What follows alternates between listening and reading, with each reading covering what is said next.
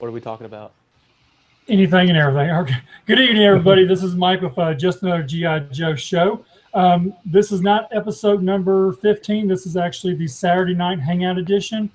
If you did not know, we did an early morning show this morning with Kurt Bazigian, which is uploaded in video form now. It was me, Fred, and Rick this morning on that. And then and Fred is running a little bit late. He had to run out to his father, said he will get in with us a little bit later.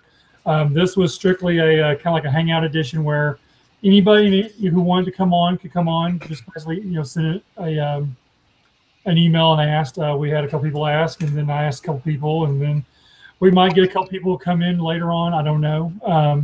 But I am your host, Mike. You can find me on Twitter as BotConFan1978, and you can find me here.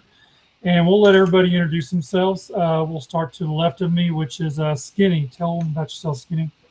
I am Skinny, also known as @SkinnyJoeFan on Twitter and Instagram, and I'm a huge G.I. Joe fan. Rick? I've got to ask, what's in the top secret folders behind you? And how top secret is it?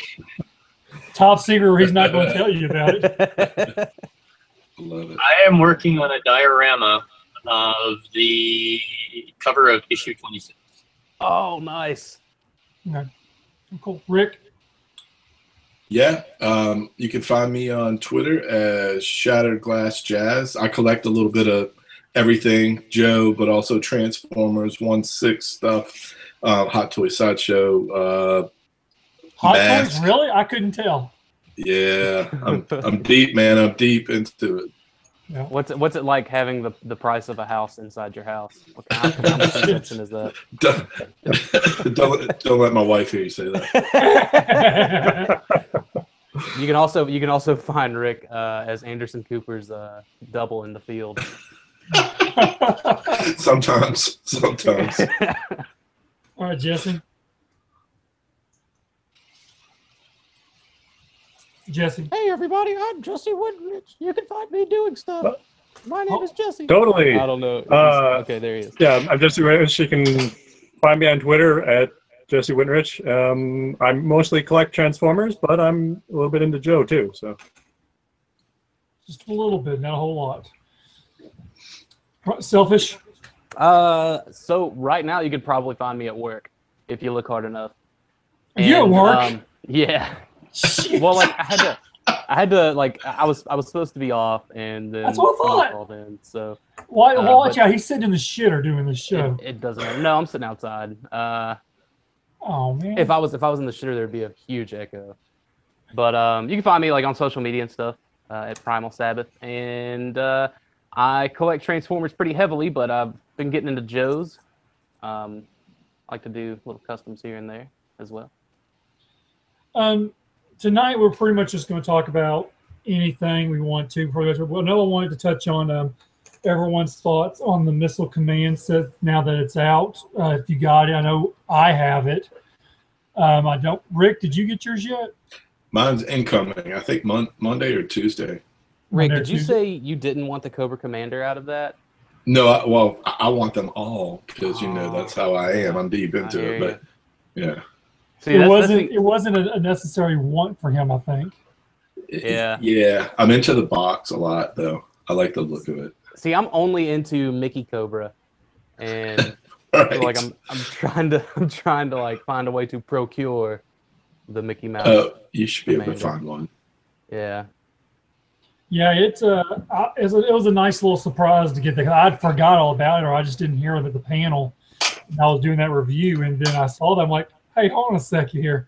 I kept looking really close at it, and then What's I realized, with these crappy paint apps? You suck, bro. yeah. Now, Skinny, Jesse, do y'all have it? no, I do not have it. No.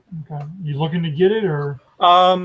Like the code, I'm looking to get the Cobra Commander because I got the JoeCon one back when that came out, and then I sold it. So I'm looking to replace it now. Well, let me ask you this. Maybe you want to know, do you remember what the difference is on it between that one and the new one? Because I know the gloves are different, and I didn't know if it had the red stripe originally on it or not. Do you know? I don't think it had the red stripe, and I think this one has the Ultimate Cobra Commander head. Yes, it does have a different head on So it. yeah, so I think it's got the ultimate gloves and the ultimate head, and then the red stripes. Okay, cool. I see Carson has joined us now. He's got us muted. He doesn't want to talk to us. You have 5 minutes? What? What's up, fellas? Can y'all hear me? Yeah, you got a little bit of an echo on you there. How do I fix that? Maybe move one a turn little further away from the mic. Okay, try it now. All right, can you hear me? Yeah, you're good. That's all right. We can work with that. Yeah, Carson, tell people about yourself where they can find you at. Cool. What's up, Skinny? Yo. So yeah, Skinny just shot me a text message. I was out running some errands, so I appreciate the reminder. Yeah, I mean, the viewers of your show will recognize me from last weekend, so I won't bore them with all the 3D Joe's talk. But I did just put up the Revel model catalog from 1983, which is really cool. We could talk about that. They were going to make a Dragonfly and a Hiss tank in the Revel model kits, which are like more detailed and they look weathered and they're just really, really awesome. So I just put that up today. I was working on that at the coffee shop. Oh, cool beans. So we were talking about the 3D, or not 3D. We were talking about 3D Joe's now. We were talking about the Missile Command headquarters. Did you pick that up, or you plan on picking it up, or what do you think of it? So I did not make it to San Diego Comic-Con. I've never made it to San Diego Comic-Con, but I do have a friend that lives out there, and he picked me up a set. So I'm extremely lucky. Okay, cool. Now, did you all know, and this is what my guy told me, was that they stopped selling this on Saturday so they can allocate what was left to have it HasCon. So I guess that kind of tells us that they're going to use that as a HasCon exclusive now. I think they need to. I mean, that and the Revolution. What about the Revolutions box set? Is that the same deal or not? Well, it's going there because they didn't sell out of it. They sold out of it one day. I mean, that is the epitome of HasCon. Right. I mean, that set is HasCon. Yep. Well, Boy, I I mean, sure would like to have my set that's only 3 hours away from me. Shut up. Still trying to find you a box. But man. but they said the Revolutionary set only sold out one day, and Okay. the rest of the days it never sold out. So it was that and that Thor set that never sold out every day. So that's something they'll be taking over to HasCon. Let's see. The Revolution set is also going to a convention in Canada, and then of course they're going to have stock for HTS on the 8th or on the 15th. Mm-hmm. So I would assume you could also find the Missile Command set there, and then there was that skateboard Power Master Optimus Prime, which Yeah, like I was joke looking of at the it and I was toy. like, man, that's kind of tempting just for the little dude on the hoverboard. Like I'm not into skateboarding at all, but Well, I think we'll get the hoverboard though through another meet. I think that's going to show up.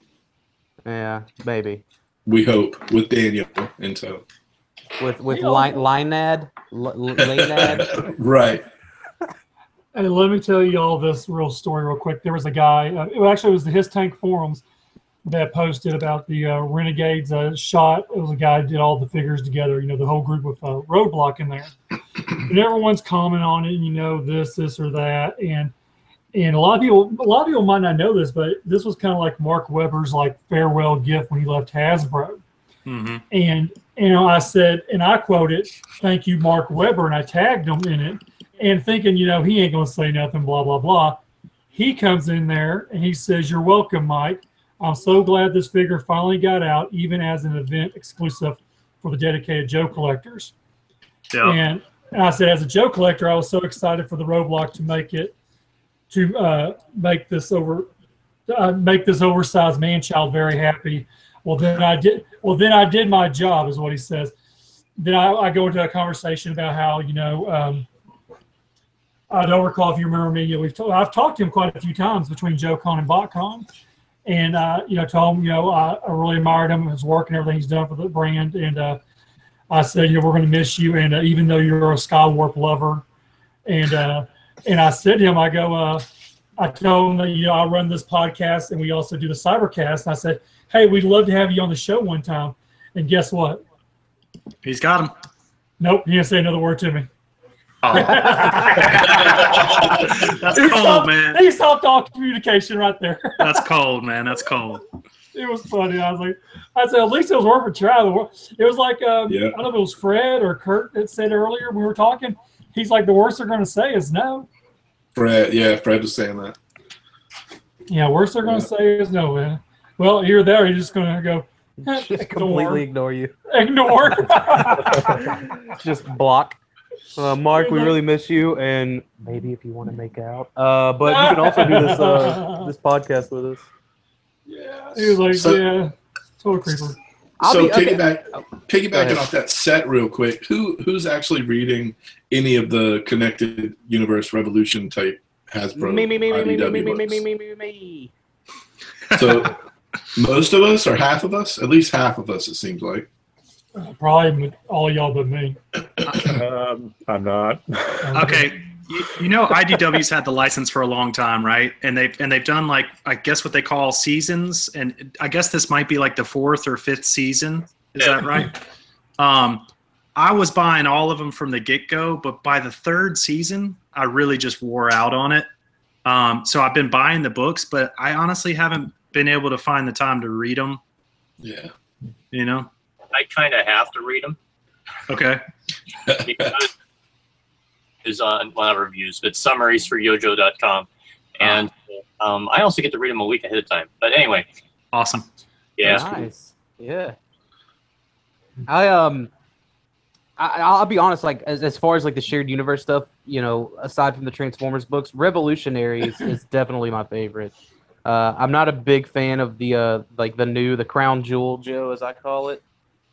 Just like the artwork. I mean, I'm kind of liking the story, but the artwork is a sort of a turnoff for me. It's kind of funny because Yanni's art is kind of a acquired taste. It is. It's a little cartoonish, but yeah, I don't see myself dropping the book. But like I was just like, man, you know, is this gonna get the same treatment that Mask and Rom got? You know, but talking about that G.I. Joe you're talking about? Was that G.I. Joe you're talking about? Yeah, the Crown Jewel.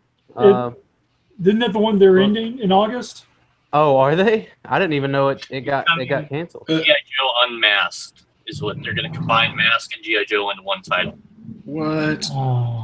I guess the first strike thing is happening first, and then that's happening after. Yeah. That's what I gotta see. I was thinking about picking up. Like I was gonna wait to pick up the Mask trade paperback since I don't even think it made 10 issues. Did it? I think it's ending at 10 issues. Yeah. Okay. Yeah. So I would assume they would release a collected edition. It will end. It will end on issue number 10. So it seems like to me like that they might actually be doing that because of the trades, like the idea of doing like a 10 issue, that's it, or an 8 issue, that's it, and then pushing the trade out. I could see them, you know, the way that they're doing business lately. That makes sense to me that they would handle things that way. I will say, so I'm a huge Valiant Comics fan, and Valiant, they started back again in 2012 after these fanboy collectors like us basically bought the intellectual property out of bankruptcy from the old Acclaim video game company that went under. So anyway, they started that company back up in 2012, and they're doing really well. They're very critically reviewed positively. They get great press. They might sell 40,000 copies of a number one when it's a highly anticipated book. 40,000 is a lot these days.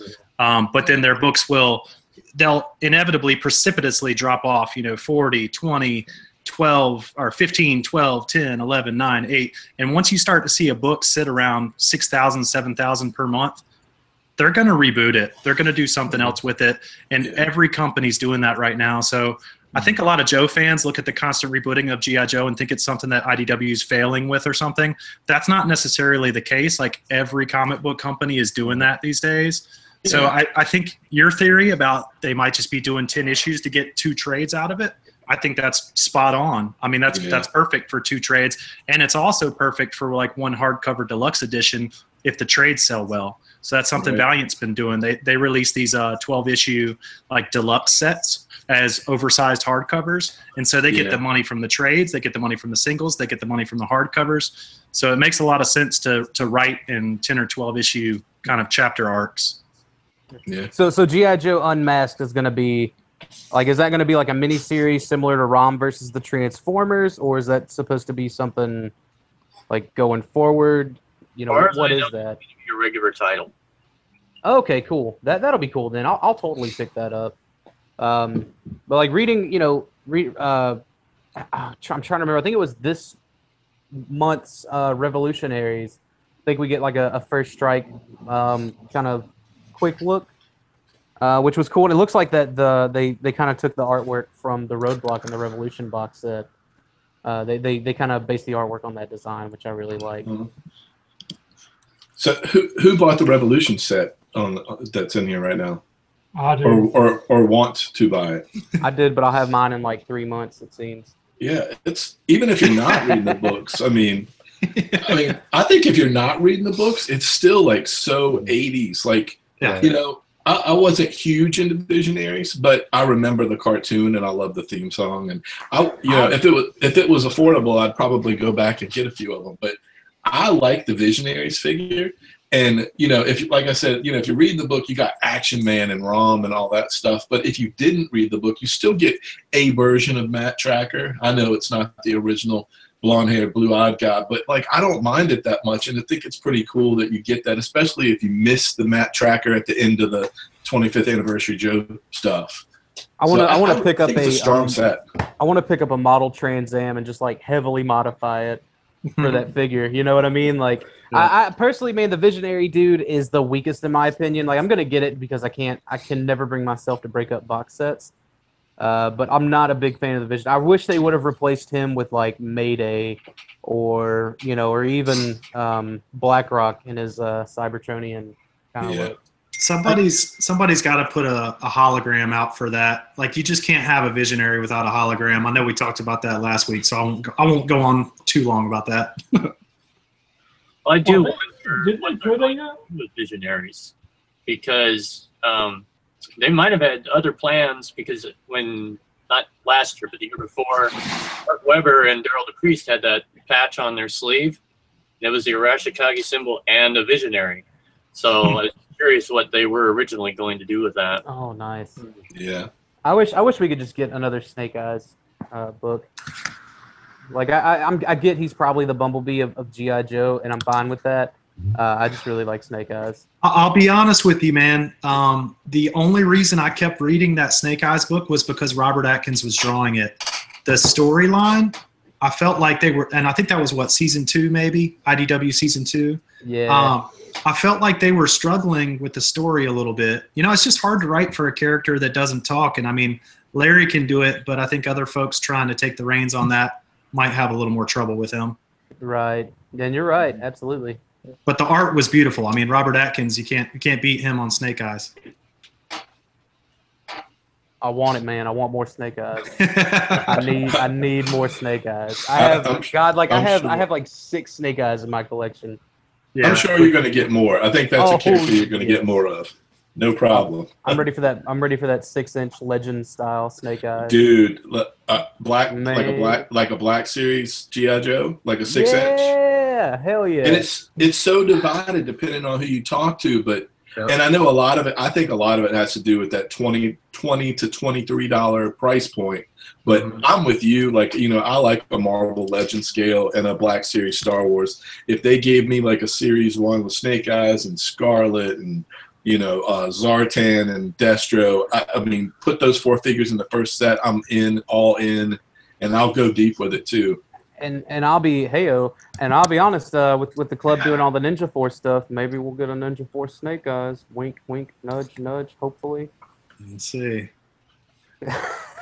Who all would be into like a 6-inch, premium painted Joe set? I absolutely. Definitely. I prefer the 3 3/4 inch because I like to mix and match all my 3 3/4 inch stuff, and I cherry pick the 6-inch line. I just get favorite characters from like Marvel Legends. Right. But I think with Joe, dude, I think I'd be all in for that just to have like the core cast. Oh man, that would be too cool. You might be able to see up here in this top corner. I've got all the X-Men from like the '90s Claremont run with the big Sentinels and stuff. Yeah, nice. And I freaking love those, man. And then down here, I got some Star Wars Black Series. I'm just waiting for G.I. Joe to get in there, man. I mean, I know they're not going to be able to make characters like Dial Tone in 6 inches. Like we're not going to go that deep onto the bench. You know what I mean? Yeah. But I'll take whoever the hell I can get. You know? Yeah, I know it's one of those things when you start thinking about it though. Can you imagine getting like a hard top or like armadillo or like these really weird like the eel, just like some troop builders mixed with like some amazing characters. Why is hardtop mixed in, or why is the eel mixed in with hardtop and armadillo? My thinking was like I would like it if you could get like two obscure characters, but you're getting troop builders at the same time. Like I like having like when Star Wars does it. I like when they have like 3 characters that are not Luke, and then they throw in a trooper because you got it. You're always troop building. I guarantee. I bet all of us are troop builders, and they're really good with the troop building, putting them in, like 3 to a case or whatever. Yeah. So they're easy to find. Well, unless you got the Joe concept this year, then you definitely troop builded 9 bats at one whack. I got a lot of bats. You want a troop build? You want me a troop builder? Here you go, 9 bats. Yeah. They look good, I thought they looked pretty good. Yeah, they came out good. I'll give them that. They did. And that was you one just thing had to find somebody like Jim to sell all your bats to if you didn't need them all. No kidding. Jesus Christ, yeah. See, I thought about trying to pick up just the Battle Force 2000 guys because I like teams. If I can build like small teams, I love building small teams. Hey, if you want to get a great team, get some Tiger Force team going. Yeah, but see, I don't have them deep tunnel pockets. They do look Dad, good. Dad, you haven't paid child support in 26 years. Okay, you'll be all right, son. So. Hey, tell them the story. I don't know if they've all heard this story. I'll let you tell the story of how you embarrassed me on the way to Pecan. Oh. Go on, tell the story. So it's me and Mike and Brad. I don't know if you guys know Brad Russell. He normally works like the captured prey booth at BotCons and stuff like that. So it's all 3 of us road tripping up to Covington, and we stop in Tennessee for some breakfast. And like just the story of getting breakfast was ridiculous, anyways, because like Mike gets his food, Brad gets half of his food, I get one of my waffles, and like we all just got food at different points in time. It was very strange. The waitress, we were the only people in there. Yeah. The waitress, she seemed like she was trying her best, like she was doing all right or whatever. So we're all getting ready to leave, and it's starting to rain, and Mike and Brad are little girls about the rain. And she's like, thanks, hope you guys had a good time. She knew we were from out of town or whatever. And I turned around and said, yeah, me and my 2 dads enjoyed it. It was great. And we just walked to the car. Yeah, I didn't catch on at first, but he was like, yeah, me and my 2 dads, we enjoyed it.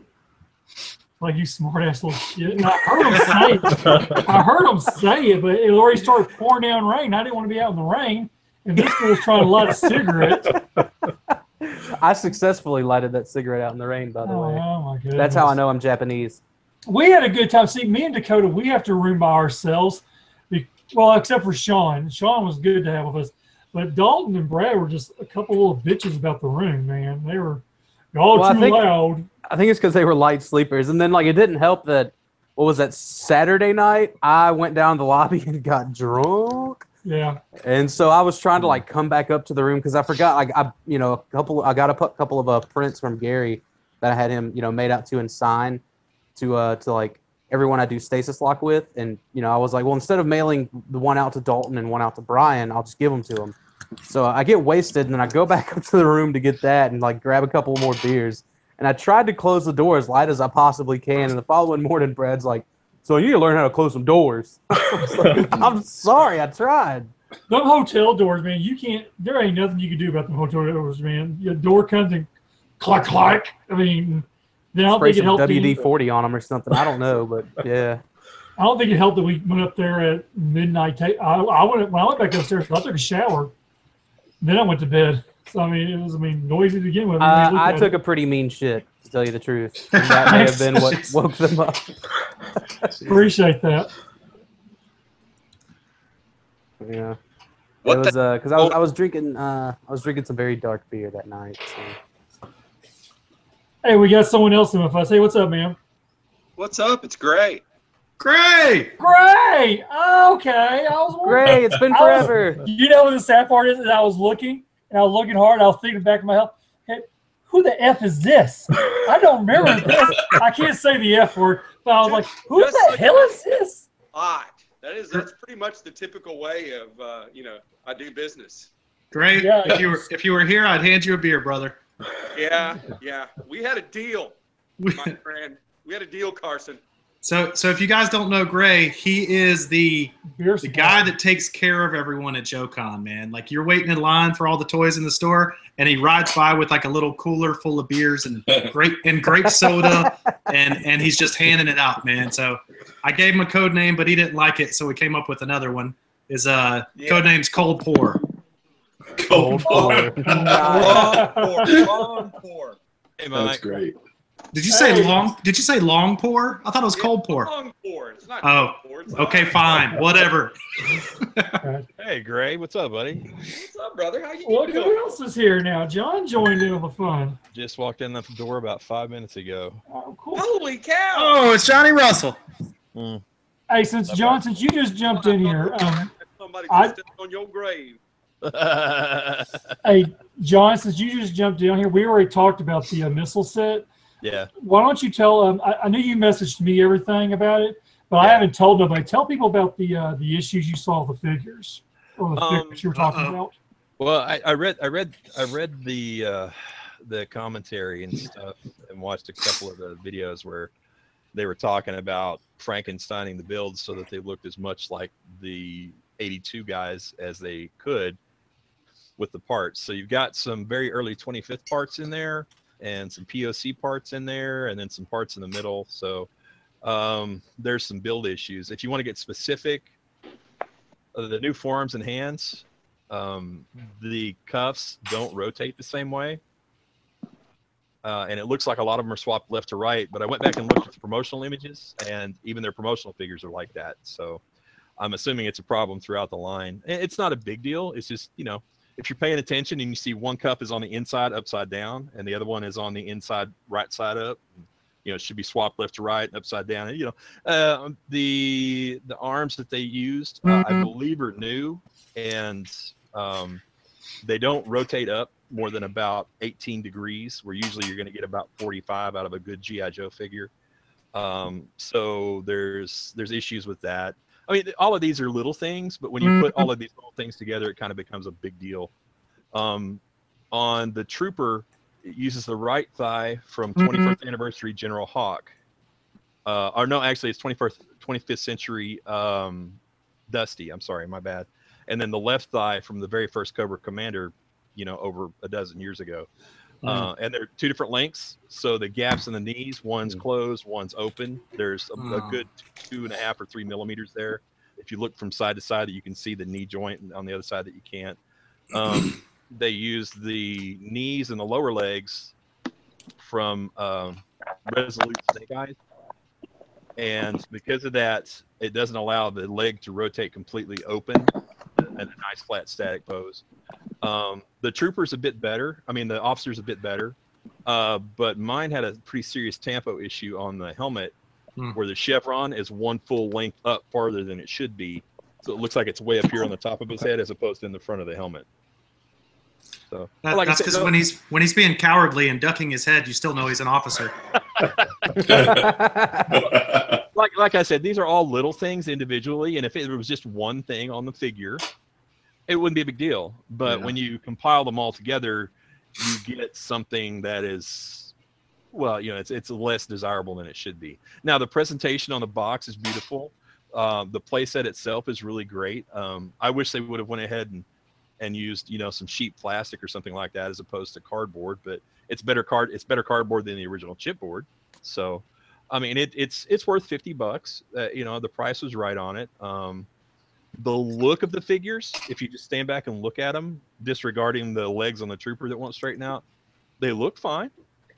But it's, when you pick up the Joe and you try to do what Joe's supposed to be known for, great articulation, well put together design, that's where it falls short. So now, being as it's the only offering we're going to get until there's another movie, I'm okay with it. And like I said, the price is right. This wasn't like I paid, a club's type price and got something with all of these flaws. You know, I paid a retail price and got something with some flaws, some shortcomings. And you know, they're actually, you know what? I'll take that back. They're not flaws. They are just shortcomings. So. Hey, Christy. She did a quick cameo. Yeah, she's carrying in cat food and all that kind of crap. That was that day of shopping. Sure. Hey, Johnny. Yeah, I see that. Look how good it looks. Looks pretty good, man. Gray had me cast him up 100 of the DTC Cobra Trooper helmet to fit all of these bargain basement 25th anniversary guys he picked up with no gear. This is the female. So this is the pretty female good. Cobra Trooper, the from the club. Right. And it fits her head pretty good. Added on her, it fits like a glove, and then you add the removable glasses on top, and she's just outstanding. I don't know if you guys can see the detail. Yeah, I like it. It looks good. Try to raise it up and back it up a little bit. Yeah. She looks good. But that's changing out that helmet that they had for that darker helmet. But it looks so great in side profile. Like I said, you can't see it well here. The helmet that she came with was the same one they used in 2007 for the Night Stalkers in that set. So the tooling on the helmet didn't change at all. But and then you can put those goggles on her, and she looks so badass. Is that the Paraviper goggles? I can see the transparent red. That's exactly what that is. Yep, Paraviper goggles on her, and she looks so badass with it. It looks good. I see you threw a parachute harness on her too. Yeah, that is really old school from Crazy Legs. Yeah, Crazy Legs. Can't pass those up. Nah, not when you find them in a bargain bin. No. Sorry, didn't shameless plug. shameless plug for the creator right there. I'll tell you what I'd like to get is a a whole parachuting rig for Snow Serpent. I'd buy 30 of those. Did you say something, John? What would you want it to look? I think John might be muted. Yeah, well, he's talking, but we're not seeing any. We're not hearing any audio. Yeah, Johnny, we can't hear you, man. Can't hear you, John. No, not okay. Would you want it to look something like that? Oh, hey, Greg, keep talking so your camera comes up. Would it look something like Yeah, but in that dark blue, But did you want it the front parachute or did you want it a back parachute? Well, I mean, the original design has the parachute in the front. Design. Okay. Yeah. Because basically it was supposed to be a full parachuting rig, and then they they costed it out, and they ended up making it a giant fanny pack. Yeah. So, I mean, when I was a kid, I didn't even know that was supposed to be a parachute pack. Yeah, that's kind of your emergency chute is where that one is located, is where your emergency chute is actually located. Are you talking about the one from the Snow Serpent? Yeah, 1985, the original Snow Serpent. It was gonna be a full harness, and then they made some changes on the sculpt sheet. Even it made it all the way to the point of the sculpt sheet before they decided we're not going to make all this stuff plastic. We're just going to give them a fanny pack basically, and put the rest of it into the body mold. Well, I think that was probably money well spent, given given how fantastic that figure and stuff turned out. I love it. Yeah. I love it. That's my favorite design from the whole 82 to 94, man. Hit and Run. You're not ever going to tell me there's a better figure than Hit and Run. Awesome. Let's go down the line. Who thinks what's the best sculpt all the way down the line? I'm Snow Serpent. Johnny's Hit and Run. Eel's pretty good. Eel is damn good. Eel is very good. Mike, what do you say? Is it we're going by modern or vintage? Vintage. Yep. Lifeline. Really? I like it. Really? Yeah, really. All right. He had great accessories. I'll give him that. Yes, he did. What about you other guys? What's your opinion there? It's hard for Riches to choose one. Well, in the vintage stuff, I still am a fan of Law and Order. I like to fit that figure a whole lot, and I do have more eels than I have anything else. Well, Law and Order does have a lot to offer. I can understand. Same here. That eel. Yeah, I probably have more of that one than I have any of the others for the vintage. My only issue with the eel is when I'm army building it, I feel weird putting like standing up 30 guys with a bunch of flippers on. You know what I mean?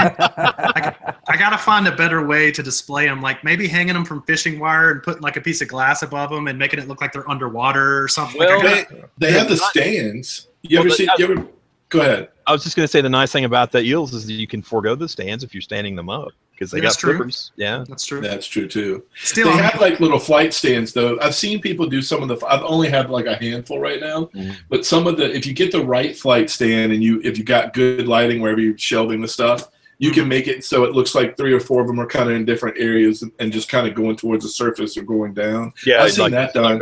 They're actually swimming through the almost horizontally. Yeah. If you do that and you get like a riser to put like like a sub on, like whether it's a shark or the whatever sea rig, something like that, you get a little riser. You can make it with the right lighting. It looks pretty good. You have to hide it a little bit, but it does look dynamic. Yeah. I've got something similar with my DC Infinite Heroes. I bought some of the stands that DC offered at the time on the website. That were for the 6-inch guys, but they came with a C-clip that fit on the waist that was small enough to fit the 3 3/4 guys. So I've got like Superman and Martian Manhunter, flying through the air and stuff on my display stand. It saves space on the riser too. So yeah. So guys, have you guys brought up Skinny's project? We brought it up on the podcast this morning about his Kickstarter. We haven't talked about it here just now. So, dude, I'm hoping this one goes. I love it. Love it. Love it. Yeah, I really hope it goes through too. I'm supposed to have art from Dusty hopefully this weekend, some preliminary sketches of it.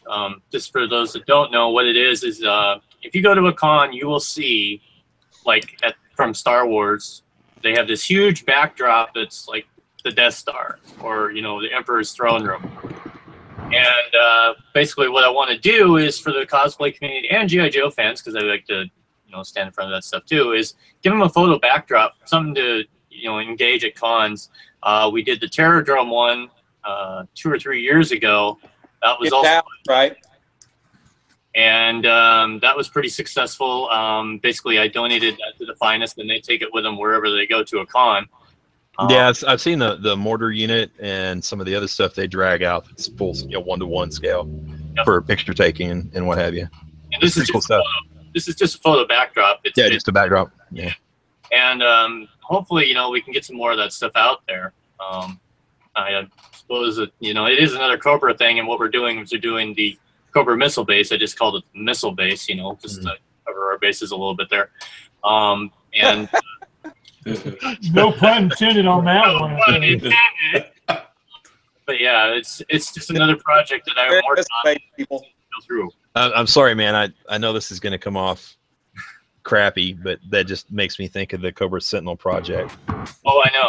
Yeah. And one of the things we are doing is maybe it'll have a Cobra logo, maybe not. And you don't necessarily have to have that, especially when you're just creating a backdrop of a scene for someone to take a picture. Well, if you really are interested in do something like that, just drop a note to Daryl DePriest on Facebook or something like that, and ask him if it's going to be an issue. Just tell him it's a not-for-profit thing. We're not selling copies. We're doing this for fan stuff. And usually, if you go through channels, it probably won't be a big deal. The thing is, when you start selling copies of something with copies of their logos or copies of their names or their artwork even, they don't like that. And this won't be their artwork. It'll be Dusty's interpretation of the backdrop. So. Yeah. Just drop them a note. I'm sure they'll be fine with it. It's funny we brought that back up on the missile command headquarters. Yeah. And I'm going to tell you all this. I actually got an email yesterday, and his name is Bobby Vala, V-A-L-A. He is actually a designer for Hasbro, and he is actually the designer of the missile command set. Okay, yeah. I remember reading the interview with the 2 guys that are currently working on it, and they were talking about how they took the original Ron Rudat art and then went through and recreated it in Photoshop, streamlined it so it didn't look like it was drawn in marker and painted with watercolor and stuff. So yeah, that's cool to know who that is. He sent you an email talking about it, huh? Yeah, he actually watched my review on it, even though it's a real crappy review in my opinion. But he actually watched it and said that he really enjoyed Way to sell it. yourself, Mike. Hey, Ask Fred. I think all video reviews are crappy anyway. See, look at this shit here, man. I mean, Fred refers to me as a hack, so that's what I say. I'm just doing a hack review. So where is Fred tonight? What's he up to? About 20 minutes before he went on, he had to run to his father's. He said that he would jump on when he got back. Cool. We'll see how that happens. But yeah, the guy messaged me. He really enjoyed the review. Cool. He liked that someone actually was talking about it, and that he was going to go through the proper channels and through Hasbro to see about able to come on the podcast and do a future show with us. Well, that's always been something that those guys, when they've tried to maintain a relationship with a fan, with the fan groups all the way back, 10, 12 years ago, pre 25th anniversary, they got to go, they got to look out for the job. So, you go through channels. Right. And so, I mean, like I said, he said he had just started watching the show a few episodes ago, and that he was glad there was a show that was on a regular basis, and that it was interesting that we still came up with topics to talk about. Yeah, they didn't run out of stuff. Right. Me and Fred, we shoot each other ideas, and like we've got stuff lined up we got August already all set for shows. So I mean, we're still finding stuff, like Fred says, we try to reach out to anybody who's doing something in the Joe community, Kickstarter, cosplay. Yeah. We've done the Girl of the Finest. We've had you on before. We've had Jesse on before. Don't tell anybody. Okay, we won't tell Saul. we never had John on before. No. But we try to find the people there, and and I'll send them a message, and I'll just start talking to them, and we just try to get different people on, and it keeps the flow going of something to talk about, at least as far as we know, the next 2 years, since we're not getting nothing from Hasbro, according to Daryl. Which I'll go ahead and say that one more time, since I've said that once today already. It looks like Gray's trying for the best possible view of the camera up his nose. Looking all up some nostrils, like, damn. You get some weed whacker going, buddy. Daryl said that, and then out of nowhere we get Roadblock in a Revolution box set. So do you think they may still? Granted, that wasn't full G.I. Joe. You think they may still do that, like drop some Joes in these crossover box sets, if they even make any more of these crossover box sets? If they make more, if there's an opportunity to make more, I would say that it's a high likelihood. It depends on how this box is. Once they compile their data, and once you get the sell through from Hasbro Toy Shop, it depends on what the numbers tell the bean counters, because that's all it comes down to, guys. The designers and those guys that work on the projects, they love this stuff, just as much as we do. It's more than just a job for most of them, but ultimately it comes down to budget constraints and what the bean counters are going to do, because they're a publicly traded company, and at the end they have to answer to their shareholders. So if there's an opportunity, I'm sure they'll pursue it. I mean, there's still stuff out there that's already gone through the design process, just needs tooling cut or needs just to hit manufacturing. I was really excited coming out of JoeCon this year, even though I didn't get to attend the panel. I did hear the what came out of it, that we're finally going to see that rock and roll I've been griping about for a couple of years. Yeah. Now it's not the color pattern I want, but you know what? At least I'm getting it. So. Right. Yeah, man, I'll happily display that on my Hasvengers shelf. Well, the cool thing about that figure, when they debuted it in 2013 in the canceled Hasbro case that year, that was a short show for them anyway. They only set up on Friday and part of Saturday, then broke down the left. So the figures weren't on display for very long that year. But the cool thing about that figure is it's rock and roll. All right, rock and roll is one of the members that's been in the team since its inception, and he's in woodland. He's in 3-color woodland camo, the European theater camo that we all saw during the 80s growing up, tan, brown, green. And I was like, that's perfect fitting for the character. So that's why I want that paint pattern. But like I said, I'll take the 89 version, tan and the green and gray camo pants, That's okay. You're getting ahead. That's great. If it gets bad enough. So when a figure like that's coming up, but they're not going to do like the 1989 dual Gatling guns, does everybody start stocking up on the original accessories?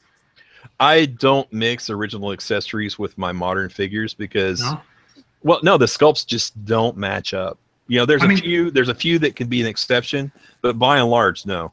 Like you don't feel like you need Salvo's 4 missile box? No. No, the salvo that I've got anyway. I mean, I take that back. Not fast draw. What's his damn name? He had the 3-tube missile launcher. Salvo. No, not salvo. 3-tube, not 4-tube missile launcher. The 3-tube missile. Backblast. Yeah, that's the one. Backblast. Yeah. There you go. Like with him, I did a version of him that used his canceled accessories from Desert Heavy Duty from ROC, the one that had the gold vest with the shoulder launcher that mounted on it. I cast those up for him. No, usually I'll seek some kind of alternate thing. I came up with a great build for fast draw outside my old custom one that uses all stock parts that I submitted to somebody. So we'll see if it shows up. Gotta submit it to somebody. Well, if they don't do it, I will. Sure. There you go. So, Skinny, so we don't know each other that well, but I wanted you to know I've been stalking you for a while, brother. Oh, watch out. Thanks for coming out Watch like out, that. You smell different when you're sleeping. Yeah. Look at that grin on his face. He's like, yeah. No, Skinny's on the, there's a run-through going on his tank right now on one of the forums, a complete read-through of issues 1 through whatever of the original ARA run, or ARAH. Just say vintage. Just say vintage. You got it. You got it. Damn. And anyway, Skinny's a regular commenter, and he has really good insight. So I've been, I've been Thank you. Wow. So let you know I'm lurking on you, Skinny. Hey, Skinny, have you done comic reviews for 1 through 155 on Yojo, or is that just something you're doing for the IDW stuff? I did 1 through 1, not all of 1 through 155, but you'll see my name on my real name on there on a bunch of them, including like issue 109 and some of the, what happened was they needed somebody to write reviews, and I got a message in my inbox one day, hey, you do a lot of posting about comics, you want to do it? And I was like, sure. So awesome. Helped to fill out the archive. You got drug into it, I see. Yeah. And right now. Oh, and hey, watch out for Gray stalking you. He's a little handsy. His nickname at JoeCon was Captain Copperfield. Hey, anybody that was buying the IDW completed editions, the hardbacks of the original Joe stuff, yeah, the volume 2 was out of print for about 5 months. Last week, Amazon had 20 of them. It was going for about over $200 on eBay for the last 4 or 5 months. They had about 15 left when I got my copy about 2 days ago. So Amazon did get about 20 of them in. If anybody still needs it, it's been sitting on my shelf. You know when you have them on your shelf and you have like a bunch of them, but you're missing one and it like eats at you. We're all collectors. Anyway, that's how all those IDW hardcovers are, though. That's what crushes that whole thing. Yeah. Did you drop $200 on a comic book? No, you don't understand. So it was out of print for about 4 or 5 months, and the price kept going up on eBay for about $200. Oh, okay, so they redid. Amazon had one the other day for like, I don't know, less than $40. It was a hardback. Okay. I'm looking at it. I'm looking at it right now. It's up there for $42.51 with free shipping through Prime. Yeah. So I'm about to order all 18 and give them to Greg the Goat to flip them. Yeah. So, well, that's the thing about the IDW hardcover stuff, because that was how the Transformers books were. The Phase 1. They ran out of they ended up reprinting Volume 1 and Volume 2, but before that, you were looking at like 150 to 200 for each volume. It's like trying to get the Bolomo guys now. Those are so he was posted about that. He actually put like a single independent post about that because people keep private messaging him. Right. So he's basically saying, hey, look, guys, I understand Volume 1 and Volume 2 have been out of print since 2012, but the publisher is not going to print that book again until they have another media push, be it a cartoon or a movie or whatever. So, yeah, if you want the complete collecting guide from Bolomo, you're either going to have to pay jacked up rates or you're going to have to wait a few years. You know what's funny? I got the version 1 of his book and then I got the version 2 when it updated and fixed some of the errors. And I gave the version 1 to my best friend because he loves G.I. Joe too, but he's more of a Transformers guy, so he was using it as kind of, this is my collection, and I'll have a few figures to go with it. A book is his collection. So anyway, so I gave it to him. He loaned it out and lost it. Bought the updated version, loaned it out and lost it, and now he's walking around and going, "Crap! Now I don't have one." I went, "What do you do, dude? You know, that's your fault." Mine has like literally 100 Post-it notes in it because when I got back into collecting in 2007, that was my Bible, man. I carried that thing everywhere. Yeah, you know, any shop that I went to. I don't think there was a good smartphone app at the time or anything like that to track it. Well, when I was putting my collection back together, I sold it all in a '93 with wife number 2, and then I started putting it back together in '97 or '98 post her, and I was using the DeSimone guides. And man, I thumbed the crap out of those. They were literally falling apart. Now you can go get that one that Chris Cardillo redid, kind of, you know, fix some of the errors in it for like $12 or $13. So it's a good stopgap until you can get the Belomo guide. But as soon as that hits reprint, I highly suggest getting one. Yeah. It's a great book, man. I remember first JoeCon I went to was 2012 in New Orleans. Yeah. And Belomo was there. And that was the first time I met him. And at that time, he was a Joe-lebrity to me, you know, like, you know, I've been reading his book for years, and like I was just super thrilled to meet this guy. And so I showed him my Dreadnought ground assault variants. You know, how they have the mixed matching of the color of the cannon and the tip. Yeah. And it's only been found that one way, not found the reverse way. So people that have a theory that, well, maybe they just swapped the cannon and the tip. It didn't go that way because there was more of that one color tip than the other color tip. And I'm probably going down too far of a rabbit hole right now. But anyway, so like I ran over and talked to him, was like, "Hey, Mark, you gotta check this out. Next volume of your book, you gotta put this in there." So I, like, fingers crossed, volume 3 will have one little piece of input from me. Let me ask you a question, Carson, because I know you've worked very hard compiling artwork and stuff like that. Sure. There's been a lot of debate in the community for years as to whether the Stardusher version B exists, because nobody's been able to produce a bagged one that I know of. Right. And what you got an opinion on that? Have you seen one? Do they exist? I mean, are they real? Obviously, you know, there've been ones put together that were swap parts and that kind of stuff, but I've never seen a bagged sample, and I've had my hands on damn near everything. So. Yeah, there's a couple things.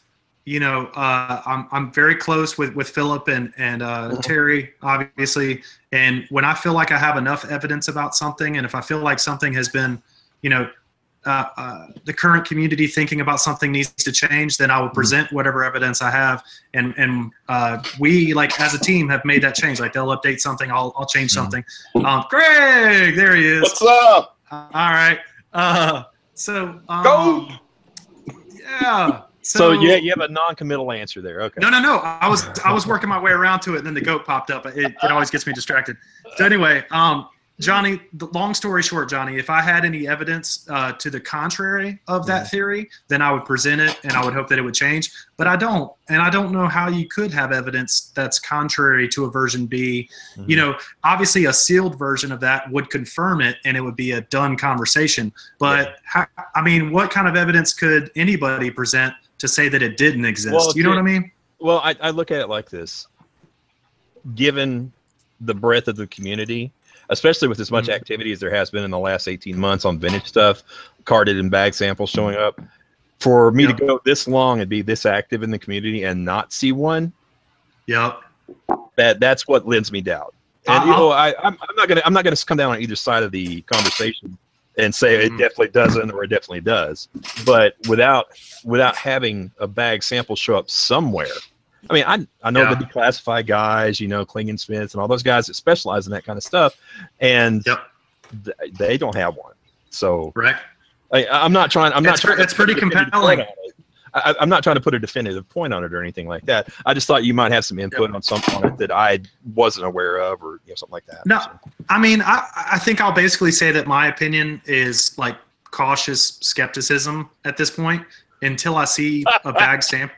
until I see a bag sample, I'm not going to be convinced of it. But Right. that said, I'm not going to argue. I'm not gonna argue that it doesn't exist. Yeah. Exactly. I'm not going to contradict a very well-known and well-revered resource, Mhm. right?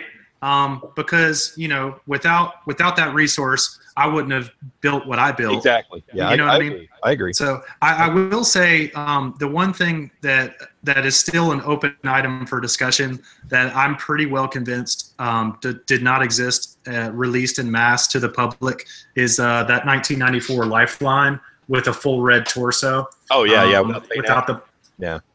I've never seen it anywhere, and I've been following it on eBay. Lifeline 1994 and Lifeline Battle Corps, and I look at every single one that pops up ever, and I haven't seen one in like a decade. I'm not convinced that exists. Well, yeah, that's given the length of time. That was my argument for Stardust. Given the length of time, surely there would be something that popped up. And like you said, I'm not trying to debunk it. I would like to have something to put it to bed in my own mind. You're talking about Lifeline? Yes, 1994 Battle Corps Lifeline. I know in my mind it exists, but I've never been able to put my hands on one. That's the stupid 94 Alley Viper with no stripes on his legs. I know they exist. People got them. Yeah, I know people got them. I've just never been able to put my hands on one. Yeah, no, I've scanned both of those. Yeah. So those are good to go. That's the only one, that stupid paint variants I'm missing there, and I keep trying to find one, and they just don't show up. Man, I'll tell you, we all, I think the archivists in the group, we take archiving as passionately as you take, creating customs and casting and that kind of thing.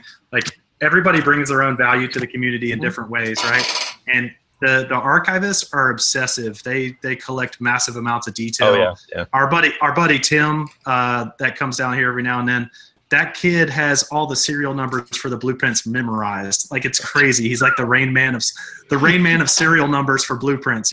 When it comes to paper, forget it. I'm out. Yeah, he's got it. Like, he knows his stuff. And so one of the things I started to obsess over was the 1994 Battle Corps, because there were so many variants. They produced it in 2 different countries. They cut different paint apps at different points. More often than not, there's only one exception. They were cutting paint apps, so they started releasing on the horizontal logo cards with more paint apps, and then they got into the new vertical logo and they cut paint apps. And the one that went counter to that was Stalker, who was released on an earlier card with less paint apps. But that Lifeline, man, I have not been able to confirm him, and I'm doing my best, well, man. I'll keep, now that I know that that's something specific you're chasing after. Oh yeah, keep my eyes open for it. Yep. All right, check this out. We got a chat window here. You're looking for a carded sample to prove it existed. I'm looking for a loose sample, Johnny. Anything. I have not even found a loose sample. I'm serious. All right, I just put something in the chat window. If you guys can pull that up. These are my 1994 Battle Corps findings. So there's some light reading before you go to bed. That's more than 3 paragraphs. I'm on the internet. And read that. Cheers with that. that was during our Kickstarter. There's a lot of information, and I prefer to put text and pictures together, so that you have something to refer back to, not just do a video or things like that. And that was one thing I learned very, very quickly. People don't read anymore at all. They don't. No, they don't. More than 2 paragraphs, forget it. Reading is for chumps. I agree. He's the biggest chump of us all. Hey, Greg. I don't know. Greg, what's your famous line? I was elected to. Where's the meme? I'll get the meme. Hang on. Oh, come on, Greg. We're talking now. You have to use your words. Read. There you go. So yeah, I mean, John. Oh, look, Gray has a friend now. Yeah, I was just gonna say, I think Gray's strip teasing for us because he had a hat on a while ago. Of confirming things that don't exist, HasCon. Who's going? It exists. Talk amongst yourselves. I'm out. Not going. Definitely out. Did you see the exclusive the exclusives they're putting up? Like the Transformers early purchase option on the RC with the Titan Master head. and then the battery pack Optimus Prime, which in my opinion is a complete joke. Because I think Dakota even said personally he put a picture of Pete's stuff up next to that battery pack. I saw that. Reality and what you're getting. The what could have that, like what possibly could have been versus the reality. It's stifling, man, and you're paying, you know, $400 more, more than that actually, just to be able to go and have your Transformers experience and buy your power bank Optimus Prime. When it comes to HasCon, yeah, I might go next year. This year, there's just no way. I've got too much other work to do with our product line and stuff coming. But for me, what was the deciding factor before anything else? There's no vendor floor. I go to this show and hang out with. They're not selling tables. Have you seen any information on that? They're selling space, but they have 6 it's $1,000 a table. That's why. Well, okay, that's just as bad. That's just as bad. $1,000 a table, and you're $1,000 a table, and you're only allowed to sell Hasbro produced products. Is that right, Greg? That is correct. Well, okay. I'm not if you don't mind me asking, when did they drop that? I'd like to go look it over. It's been on the site since it launched. Really? Because I crawled through there, I couldn't find anything. They updated it at some point because we covered it over on the Cybercast. Well, I appreciate you giving me the heads up because I was under the impression there was not going to be any. It's not too late to book a table, John. Yeah, no, I don't think so. I don't think my cat stuff is going to go over right there where the Hasbro lawyers can look at it. I want Carson to sell 3D Joe's posters there. That's what I want. You shut your face, Greg. No, you said you sent me a picture or a guy who had on Twitter. He was denied access to be a vendor. Right. It was a My Little Pony vendor, and they just flat out denied him from purchasing a table. I don't know. They didn't give a reason why. They just said, here's something I've been hearing. I don't know how confirmed or true this is, but granted, I don't know, you know, the My Little Pony aspect of, you know, like. Oh, dude, come on, you're Brony. Tell the truth. Unlicensed. Don't lie, Dakota. Come on. If anybody's a toy collector, as far as okay, I've got like 30 battle unicorns. They're all painted up like My Little Pony. All right, you caught me. But I don't know what I don't know how true it is, but apparently, and I don't know, you know, what the quote unquote third party world of My Little Pony looks like. But if it's a vendor that sells anywhere on their own site, on Facebook, whatever, if they sell unlicensed products, that immediately cuts their access to the dealer room. I went through the similar thing back in 2011 at the last Orlando Con. That was the year they tried to bust down on all of the third-party Transformer stuff. Yep. And I got to Orlando. I didn't get any notes or anything like that ahead of time as a vendor, knowing what my product was going to be anyway. I get there. I've got all my cast product. It has to stay up in the room. I can't sell any of it out of the booth. So that it's a similar experience there. If you sell anything that is, a lot of my stuff is custom. It's not just straight copies, but still, it descended from their product and it's unlicensed. So what did they tell you when I got there? Did they say it's in? Yeah, the you can't display. Yeah, we need you to take it down. Well, did they tell you that it was in your papers when you signed up, or anything? They just said no, it's got to go. Well, no, we talked. I mean, I've worked on and off with the club since 2007 in some capacity. 2007, I started with a seminar. 2008, we did something, and then Hasbro took back over the customizing class and stuff. And then for the last 4 or 5 years, I've done it. First with Boss Fight, and then on my own. So we had kind of a collegial talk about it, and what it boiled down to, they said, well, listen. We're not trying to crap on you per se, but this is the fallout from the Transformer stuff. They're enforcing it with the Transformer stuff, so the way the law reads, we have to enforce any of it that we know about to protect our copyright, to protect our IP, and unfortunately, it's going to fall on you now. So, and I wasn't the only one that they told to take stuff up off the table, but that was the year they took my little mini HISS tank drones that I'd made, because they were going to release them later. That was before the Cobra Commander Melloway figure got released through the club. So, but it's a similar situation, I'm sure, where even if it's a fan product, if it's unlicensed, they're just not going to allow it. And you know what? I'm not surprised. not at all. So were you given a refund, or you just SOL, or what? No, it's basically SOL. We had some, discarded product and odds and ends there. I was able to sell casts of my original sculpts, that were completely original stuff. So it wasn't a total wash or anything like that, but it was definitely one of my poorest performing shows because of that. So, but because of that, I mean, it's amazing that happened to you and you still set up. Oh yeah, no, I didn't take it personal. It wasn't directed at me personally, Right. Okay. And having done custom stuff and casting and all that for so long. I mean, this is my 15th year doing it for the public.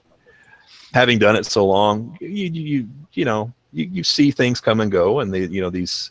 In this particular situation, like I said, I'm not surprised at all that they're doing that with HasCon, not whatsoever. Privately, I've heard from designers that aren't with the company anymore. They come up and say, "Hey, thanks, man. Thanks for keeping the interest up in what we do and what we work for when we don't have as much stuff to offer." They appreciate that. Hasbro appreciates it, but the way the law reads, they have to try to enforce it. So, it is what it is. Yeah. But I want to appreciate the information on the vendor stuff. I had no idea. I was under the impression that it was still nothing. So but like I said, I don't know, with it being a My Little Pony dealer, I don't know with that world of third party or unlicensed or knockoff stuff or whatever. You know what I mean? It's probably mostly custom stuff, I would say. Yeah. I don't think there's a lot of people Probably a lot of manufacturing. plushie Yeah. They could just be really selective with their criteria for vendor. Right. That's true too. I mean, I guess if it's their first show and they want this to be successful and polished and everything else, they absolutely would want to do that, I would think. Well, That's worse though. If they're being selective for a first year show. Well, if it's $1,000 a booth and you've got a captive audience for the whole weekend, that's not terrible, given some of the prices that I've gotten on both ends of the spectrum. We looked at setting up at the Dallas International Toy Fair. It's run by the same company that does the New York International Toy Fair. And that booth was going to cost, one table booth was going to cost us $3,600. That's SDCC prices. That's at a show where you're not selling to the public. If you sell to anybody, it's going to be to a vendor at wholesale prices. I mean, and that's maybe. So. Even diehard collectors that we talk to, even diehard collectors complain about $20 Black Series figures for $1,000. Like you would have to outfit your table with AFA graded everything, and once you do that, the only people that are going to this thing are Rhode Island residents for the most part. Maybe Jersey, maybe some of the surrounding. Yeah. Close. I mean, there's no way like a dad and like his 7-year-old son are walking through and they're going to buy like AFA graded. Yeah. I don't understand. Their formula seems to be, it's a formula that no one has seen or heard of. It's unusual. Not only that, but man, you're looking at general admission for the 3 days is like what, $160 or 180 or something like that.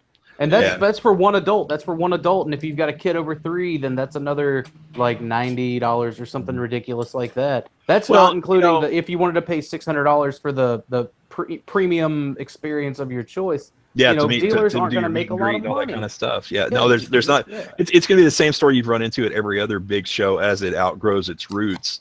The vendors are going to get priced out until it's t-shirt guys and people selling swords and cosplay related stuff and things like that.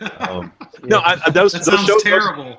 Those shows are great, but you have to have something where the margins are tremendous to be successful. Yeah. That's why you'll go to the shows, and you go to big shows now, like say Dallas Comic-Con, which is a huge show. I know you guys think Dallas is not a big deal, but Dallas Comic-Con is huge. You're talking 70,000 people through the door over the weekend. I went last year. I think it was Dallas Fan Expo. We've gone to Dallas Fan Expo. We've gone to, and that's is freaking huge. That's huge, and it was great. Everything was, like the exhibitor room was crazy. Yep. And got lost. A lot of guests. The panels were run well. That was a really good show.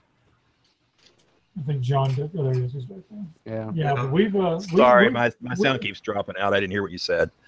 We're talking about Dallas Fan Expo. Yeah, we've gone to Dallas Fan Expo down there. Yeah, it's a huge show. And even that, you'll go and you'll find a booth that's half T-shirts and half pops. because Dude, those. Yeah. when I went, But they I must have there were saw- like a lot of comic vendors, a lot of toy vendors. I mean, there was a nice selection of vendors there. Well, But when I went but this the year, vendors there the were- vendors that are attracted to those shows are the guys that are buying wholesale and flipping for just over retail, so their margins are very small anyway. They depend on volume as opposed to key items. You know, I've been to all kinds of shows, all kinds, and it's getting harder and harder to survive. Now, I had a great show in Orlando, my best ever by far, but still, you know, it wasn't as sweet as it needed to be. So. Do you do your local shows there in Dallas? I haven't been able to do the local G.I. Joe show the last couple of years because it's been the week before JoeCon, and because I've got the responsibility of doing the class stuff, that usually runs me right up to the last minute between that and doing things from my own booth. Do you do other shows besides Joe-related ones? Do you do like? I do a couple of smaller local ones and things like that. When our product starts shipping in from China and we have carded samples to show, we're going to start doing other shows to set up and promote. Once it's here and we do Kickstarter fulfillment next spring, then we're actually going to be doing other, you know, probably 6 or 7 shows a year nationally, bigger ones. We talked about maybe trying to do SDCC once we have everything taken care of. I think shooting for next year is probably a little bit too soon, given our timelines and stuff, but we're going to try to do a couple of big shows. Like I said, we checked into New York Toy Fair. You don't get any bigger than that in terms of promotion, but that's going to be a money sink. That's going to be that show is going to be a write-off in terms of making money until after it's done. You know, so I don't know. We'll see. We'll see how it pans out.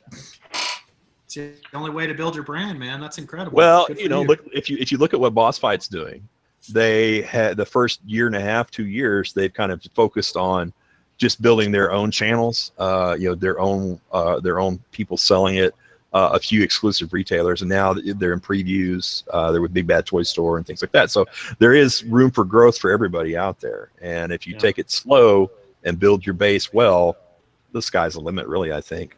I don't know if we're going to see Boss Fight stuff in Walmart because Walmart likes to push people around on their prices, but you know, who knows? Who knows? It's awesome. Gray, I really don't need to see your butt.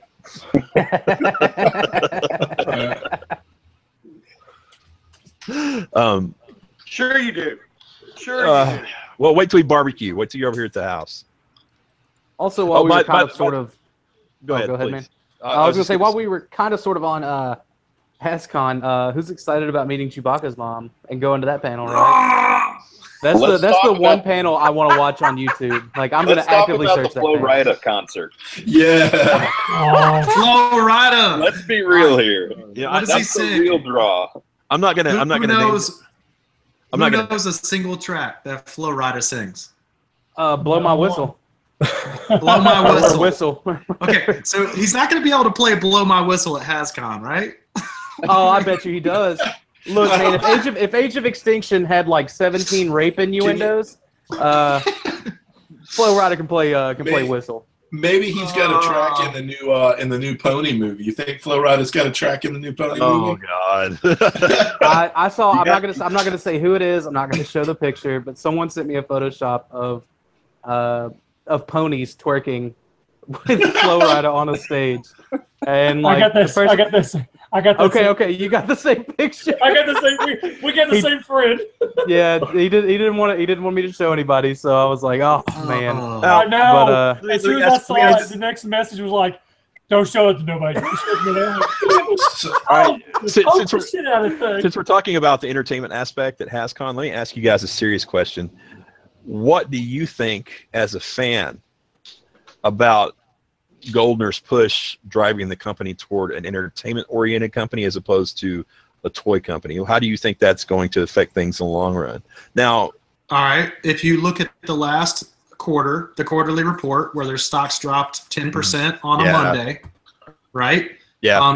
They dropped 10% on a Monday. This is a big deal. They're the #1 toy manufacturer in the world, right? They've edged out Mattel. They're doing really well, but their last report was not spectacular. And if you look at the flat earnings on their licensed properties, Star Wars and Marvel, it was largely due to the flat earnings on that. and then it was also due to some loss of growth in like the easy bake oven category and that kind of thing.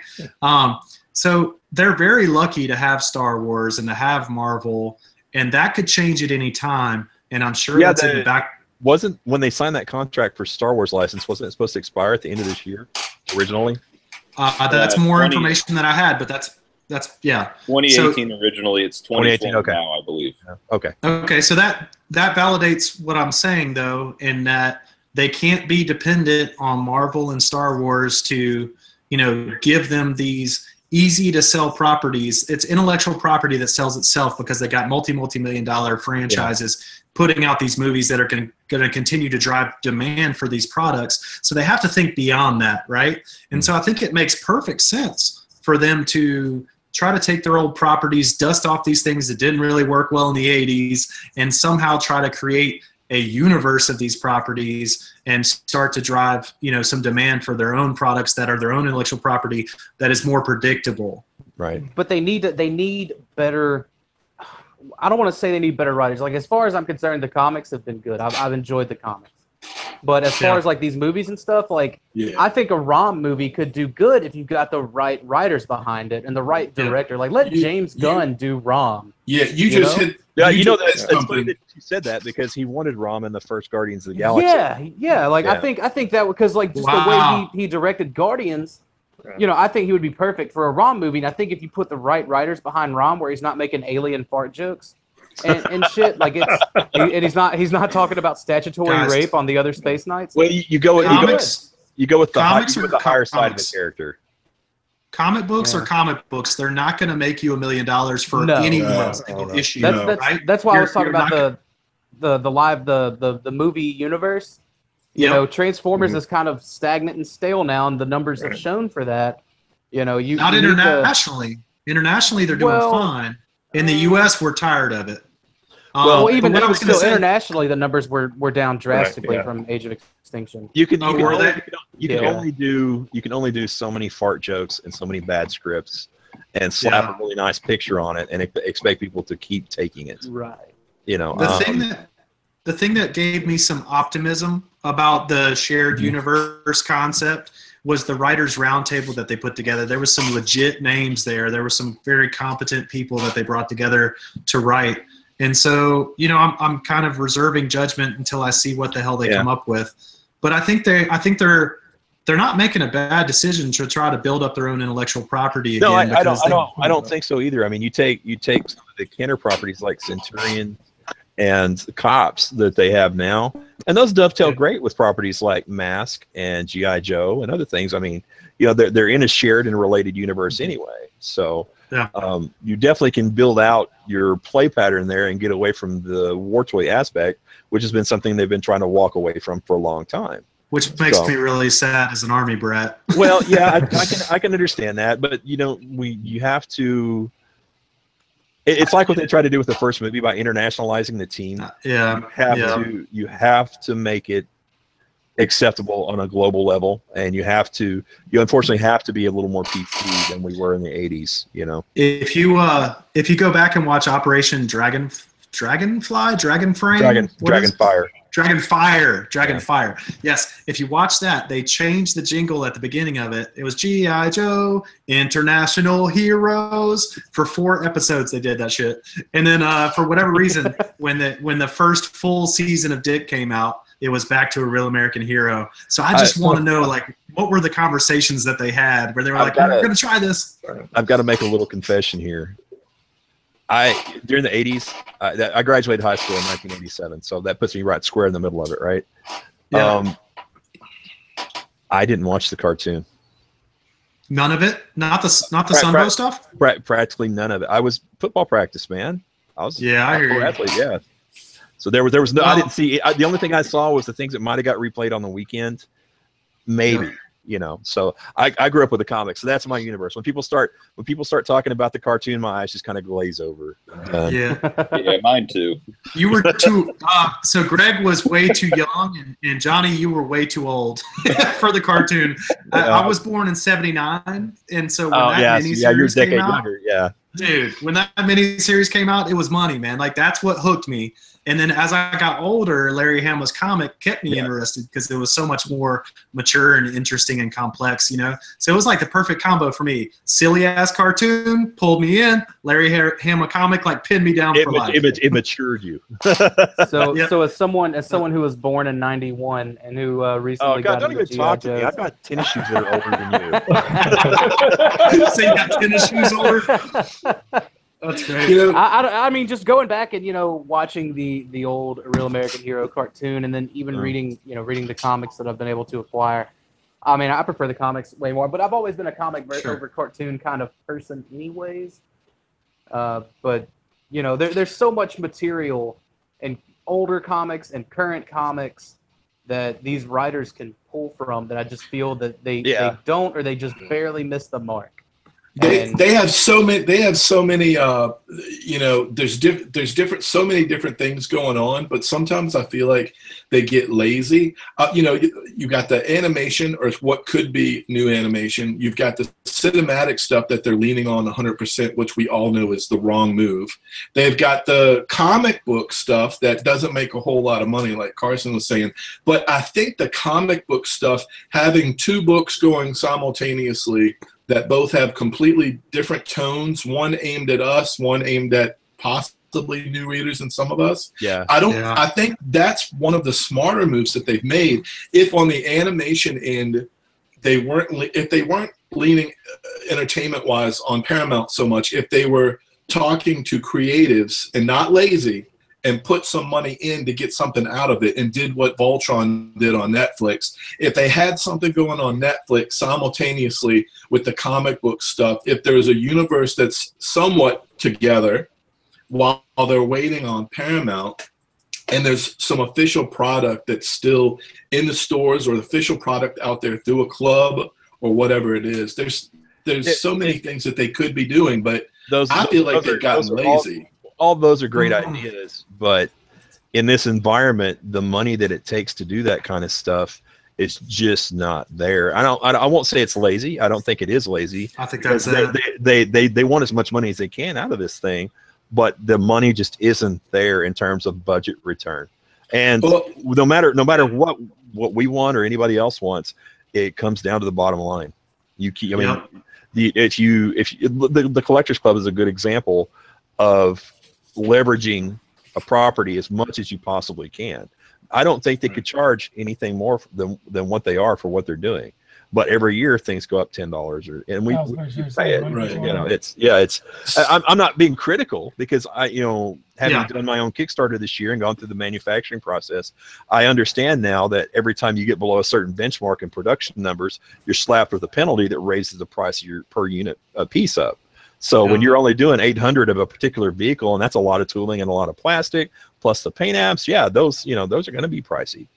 Yeah, and Johnny, the same thing can be said for Dan's books and my books. When we're printing 600 of a book, and you're paying $9,000 to print that book, I'm sorry, it's going to cost $35. Yeah, it might be a $10 book if you printed 10,000 of it. Yeah, exactly. But when you get to such a small quantity, it's just you're going to have to raise the price. Everybody shares the load, Well, we're regarding action figures, just to give you a little bit of an idea. I'm not going to nail down specific numbers because that's private information, and if you put that private information out there, you're always going to have those 2 or 3 people that start doing the numbers and say, "Oh, you're charging too much," or "You're trying to get too greedy." Well, I have to think about this and overhead and everything else, guy. With regards to figures, we just in development alone, we're talking digital sculpts and research and legal. We dropped over 50 grand out of pocket. And that's before anything gets started, other than working on the digital sculpts and doing some designs. That's it. It's frankly, I'm surprised that guys like Boss Fight and stuff are able to stay in business with the breadth of product that they offered on such a small scale. Their print runs on their figures were, I think, around the 3,000. Ours are going to be 2,000. So that's 1,000 less that we have to try to recoup our money off of, and then still go ahead and have something to go into Series 2 development, Series 3 development, and put money in our pockets. So, with regards to your book only being 900 copies, 600 copies, whatever, holy crap, man. No, it's not. Granted, printing is a lot cheaper than having tooling cut and figures made, but it's still a significant expense. So the good news is that my video and animation business is putting money in my pocket. So I don't need books or posters or any of that stuff to keep me. I don't see it as a profession. It never will be. It's just a hobby. It's just some stuff I really, am super passionate about, and I wanted to see it come to life. And so, I made it come to life. It's funny that you put it that way, because when Paul and I got real serious about this a couple of years ago and started figuring out what the budget was going to be and where the money was going to come from to do the development on it, we both sat down and had a little come to Jesus between ourselves and said, what do you want out of this? What do I want out of this? What do I need out of it? Because it was going to be a lot of work and a lot of money and a lot of time. I mean, and we both agreed, Paul wants figures and he wants a little legacy for his 8-year-old. He wants to say, well, my dad made action figures, that's happened. Awesome. That's what he wants. I want a little bit of stability and the opportunity to bring something to market and walk out of it with a few dollars in my pocket. I don't want to be rich. He doesn't want to be rich. We're not trying to do this for that reason. So I can definitely relate to what you're saying there. It's just getting something done and making a little more mark on a hobby that you love and bringing something else. Exactly. Yeah. This one of the few things in my entire life that, honestly, one of the only things in my entire life that will matter for the duration. Something that I cared about as a kid, that I care about as an adult, that I can actually have a mark on. Yeah. That's invaluable to me. I mean, 3D Joe's, Vintage 3D Joe's, and 3D Super Joe's, we got 1.5 million page views last year from 200,000 people. Bravo. Right? So to be engaging with that many people and to be sharing my passion for shit that I love, and it's invaluable. I really don't need to make money off of it. I just want to, I've got a skill set that I use for corporate clients, and that's blood sucking at times, right? And so if I can use that skill set to help, keep something alive that I've loved since I was a kid, then man, that's invaluable. Let me give you a tiny anecdote that dovetails with that. Back several years ago, I was one of the first people that was interviewed for the Joe Customs Archive creator interviews that they did. And they asked a question that I gave them a real frank answer to. And a lot of people were off put by it. And the question went something like, now that you're making custom stuff and casting it and making it available to the public, how do you maintain the fun in the hobby? And I said, there really isn't any. Once you take your hobby and turn it into some kind of business in any way, shape, or form, it sucks the life right out of it. And I said, I'll still do it because I love the creative outlet and things like that. But if I could do this and make some money so that it could support itself at least and not have to deal with the customers, that'd be me. So my attitude's changed about it some since then, but still, it's difficult to take something that you're passionate about and then try to have it filtered through 1,000 different lenses and then shot back at you what they think you need to be doing or what they think your thing needs to be. Oh man, I get 100 ideas a month about what I should be doing, and I'm like, "Are you kidding me? This is nights and weekends, like for charity. Like, don't tell me what I should be doing." I have clients tell me all day, every day what I should be doing. Right? Yeah. Well, it's like with the Cowboy Project. I get probably 5 or 6 suggestions a day in detail. That tell me, you should do this character, you should do this character, or you should do this character, and I'm like, guys, we have a list of 100, fully 5 or 6 series of figures that if we get through them all, it's going to be a miracle. Right. We can't do your favorite cowboy from X movie. It's not going to happen. We don't have the money to license Clint Eastwood, and he wouldn't license his likeness anyway. He never has. So, understand that that's not ever going to happen. But you're okay. You want us to do wait for him to croak and then find his greedy children. And there you go. That's the jackpot, Johnny. So you want me to do a vaquero? You want me to do a charro? You want me to do 6 different South American cowboys? Let me get a Val Kilmer, Doc Holliday. Ooh, that would be great. Right?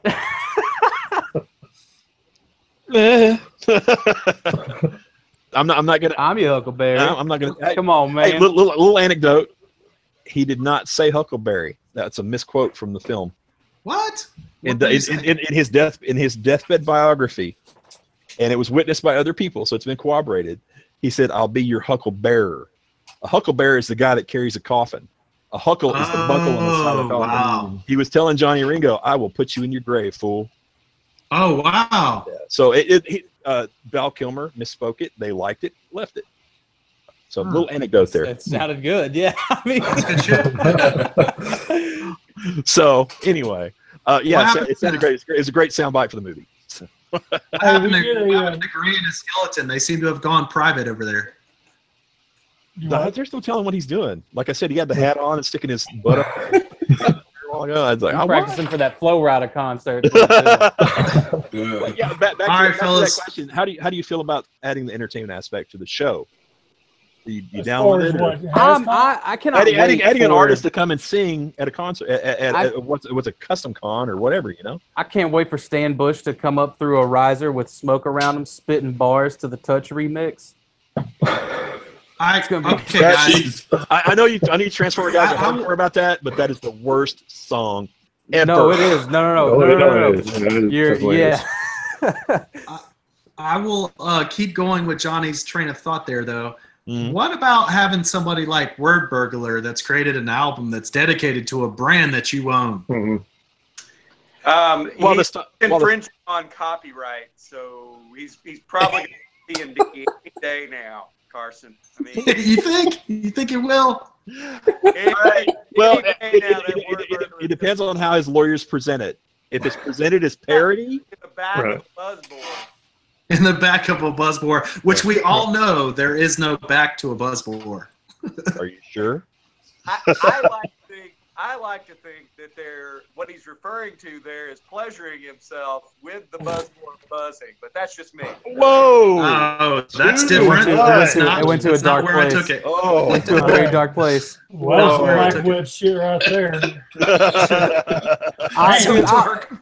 As soon as I heard about the Flow Rider thing, man, I was just like, so I thought Daryl it was a joke. DePriest and John Warden are just like, they're trying to hook up with some soccer moms that are taking their kids to HasCon, bringing their game. No.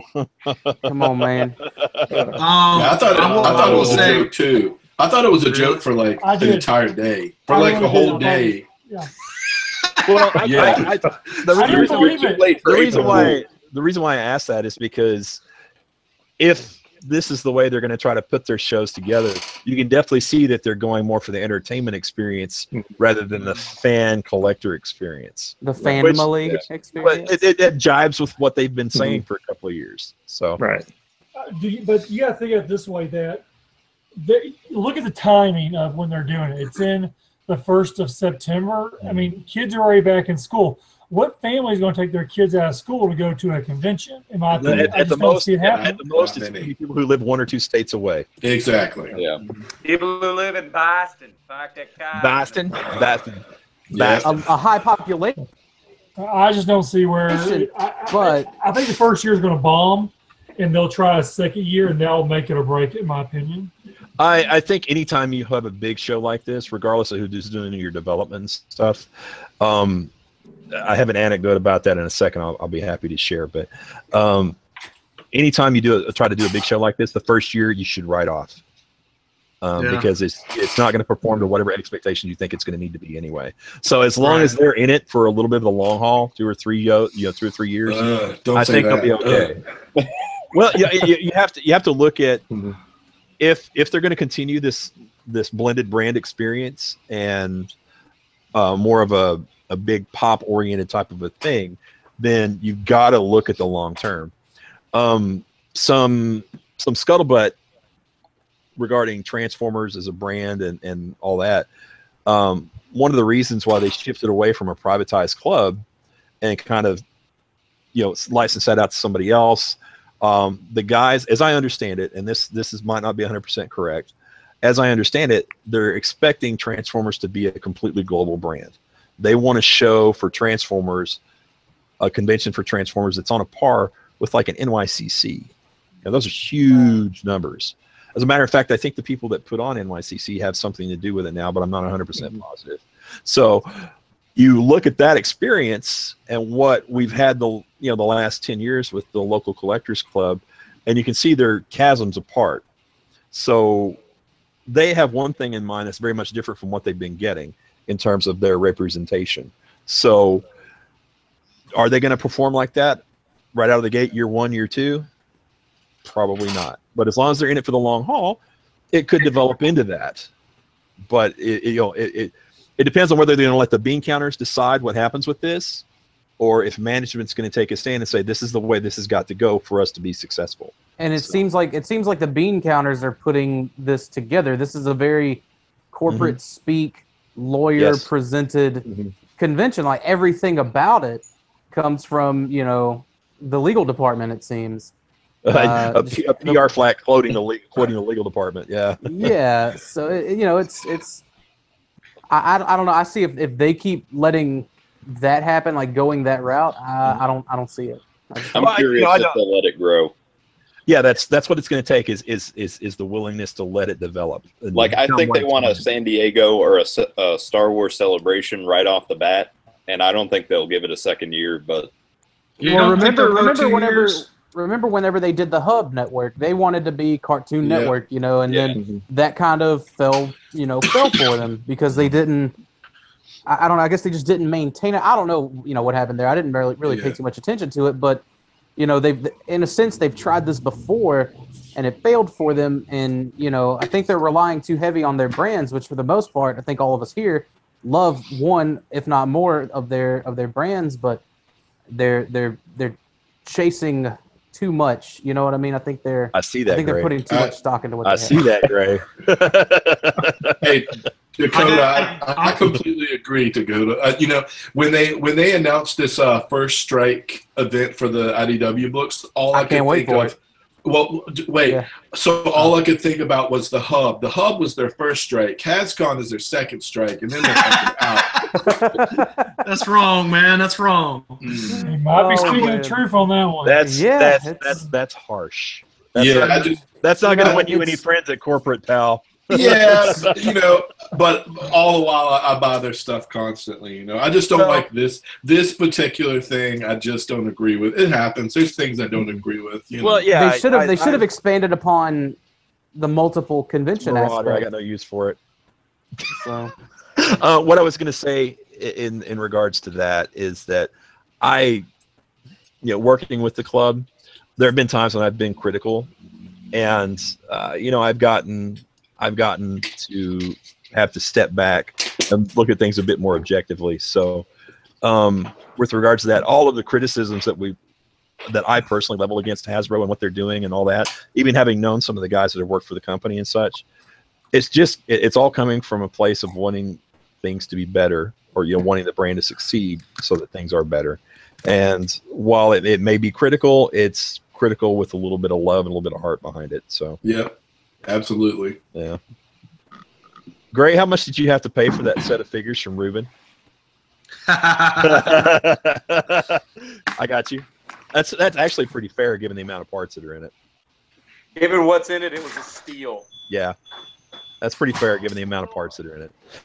I love the Marauder figures, I do, but to build out one figure like his Kickstarter pieces are, where you get all the accessories and stuff, it's like $40 a figure. Yeah, I did the OG set. I ordered one for Don't someone. You ever call it OG in my presence ever again. I'll say OG. I'm going to the Flo Rida concert, okay? I can say OG. Yeah, I think it came out to around 5 for me. So. What's that, Gray? Is that confirmed? We are going. I'll be there, Gray. Flo Rida, come on. If we're going, then it's on. I guess that $20 coupon is what turns you, right? Hey, that's a great deal. Only $580 for the VIP experience. Actually, if you want the Joe package, we'll be reporting live for the Joe show. If you want the Joe package and you don't get the VIP thing, it's only $450 to get all the figures in the box set. Or if you want to, if you still want to go to attend the dinner, it's another $200. So. Yeah, the swag bag with your wrong size T-shirt in it and stuff. Yeah. You know what it's like to be a fat guy and go to JoeCon or whatever and get a swag bag. the T-shirts are always like a large or an extra large. I'm like, great, I can wrap this around my ankle. Just opening your goodie bag at HasCon, and yeah, why is there a youth medium in here? Yeah, Right. 3X easily. It was a children's show. Can I get back this My Little Pony T-shirt? I don't think I can wear this. Oh, and let's not forget the animation cell. You're not guaranteed that you're going to get one that has anything more than a background on it, but there will be an animation cell in your goodie bag. Yeah. Oh, that would suck. If you I think got, they like, a said colored 4 of logo. them. Is it 4? I think you get 4 of them. It was 4 or 8 or something like that. Well, what I'm wondering is if they sell enough Joe packages, and I hope that they do. I hope that it's successful for them. I do. I really do. No ill will there. Yep. Do they have enough animation cells that have been sitting around in the warehouse that they've got enough to fill out, say, 500 bags? If you like Dick. What? DIC. Dick. It's the company. It's the company that handled the 1980. You guys got to get your minds out of the gutter. Well, you gotta be more specific on when you mention the word dick to a bunch of guys. It's not just Dick. You just said if you like Dick. So, Exactly. I'm like, I That's don't really- like it. He's got a testing the waters a little bit there. Yeah, you gotta get tough, Mike Tennell. You gotta get tough. Did Got to get tough. Yo, Joe, that's Dick. Did you guys know anybody that was able to make it up to that Peddler's Post Trades Day in Bolivar today? No, went to the Lost Toys. Yeah, I was gonna go to Lost Toys. We were in Fort Worth all day getting a haircut, having lunch and stuff. I was just curious. Your hair had gotten out of control if it took all day. Well, there was some lunch involved and some shopping involved and some cat litter involved. So that basically meant that he was sitting there holding his wife's purse like, yes, dear, no, dear, yes. no, dear. I was sitting in Starbucks with my bag of goods. She had her grocery cart doing her thing. So no, I was just wondering because I saw some pictures over the last couple of days of what they were bringing or what he was gathering up to sell. And I don't know if you're familiar with the guy, but he's got the mother load of decently priced boxed vehicles and such. And I was like, that is a lot of carded and boxed stuff to be in one spot. So yeah, it looked like he was stocking up. Yeah, looked like a pretty big deal. I actually considered driving up there, but shit, it's 8 hours one way, and there ain't nothing else in that part of Missouri. So. Oh, was that birthday thing today? No, the guy owns a pawn shop, but in the last couple of years he's specialized in vintage toys as part of his stuff. And someone else is telling me about that place now. I remember. Okay, someone told me he had some it's G.I. Joe. worth a look. My buddy Josh is big into watching his auctions and stuff. He says the prices are great, and that kind of stuff. I'm not trying to promote the guy or anything. It's just this is the first big show, and I was wondering if you guys knew anybody that was going. Are you building a kennel there, Gray? Is this your Joe playtime? Is this the only time you're gonna get to sit down and play with figures? So I wanted to show you guys a figure that I recently got 20 or 30 of. All I see is I see a Storm Shadow's right arm. It's Red Ninja. Red Ninja. Yeah. That's actually for a knockoff figure. That's really pretty nice. I love that they use the Mortal Kombat head on it.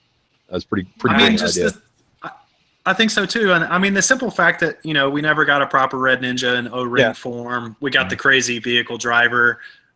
This satisfied a need that I've had since I was a kid for having dozens of O-ring Red Ninjas. So I can beat you, Red Ninja. Hey, Red Ninja. No. Yeah, I mean, value-wise, you can.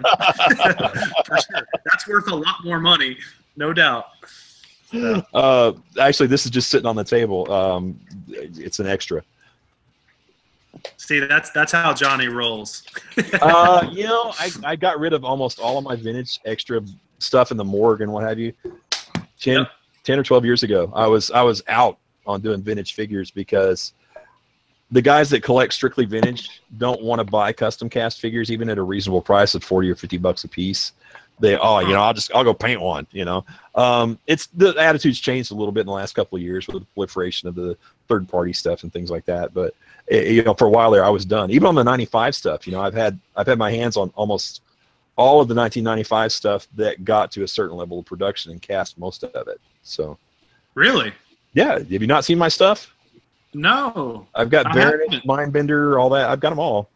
Holy shit! So are you talking to Terry? No. Terry's tried to buy a couple from me, but just hasn't got to that point. I don't sell them cheap. You know, I understand. Yeah. There may or may not be plans to try to bring 1995 to life. Obviously I guess you would be involved. I don't know. Probably not. I mean, I don't run in the circles of those guys that are involved in those projects, but I wouldn't be surprised if they try to. I mean, that'd be cool. Yeah. I mean, I've got a buddy now that's riveting the arms and stuff on them, so they're as close as you can get to real, actual playable figures. But all of the samples of those 95 figures, for the most part, like 90% of them, they're not tooled on the inside of the torsos or anything like that. They're literally two slabs stuck together with cutouts for the arms to fit in. So the quality on the figures, if they use these parts to do their scans and stuff, they'd have to go back and redo the inside of the figure, completely redesign it so it would function properly. They appear fine on the outside, but on the inside, they wouldn't work. I'll be candid.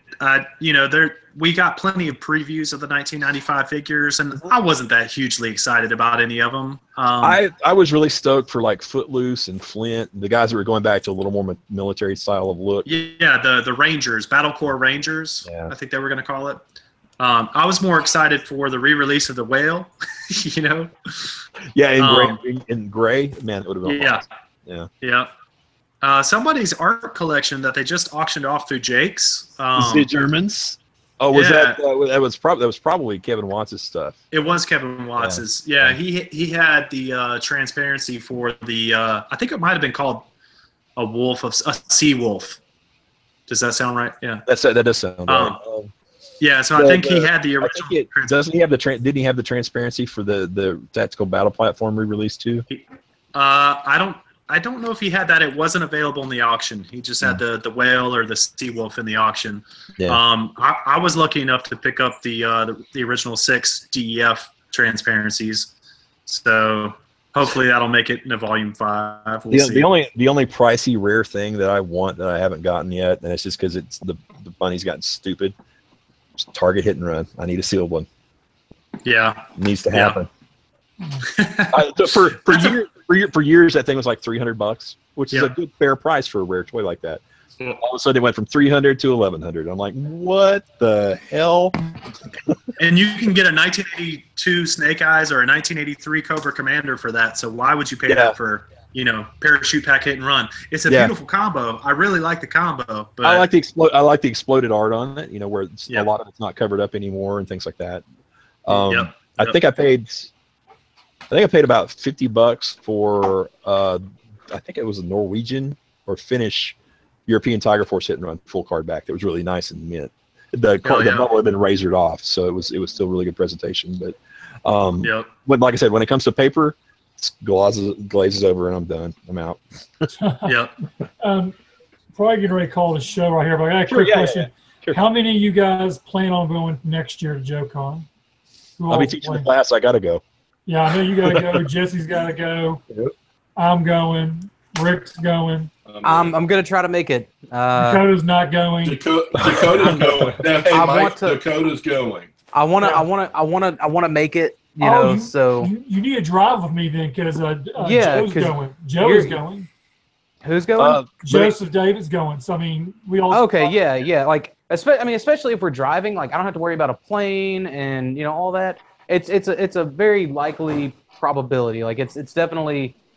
I want to put it in the cards. Now, sure. I know most of you guys won't hit the customizing class, but I will go ahead and drop a clue.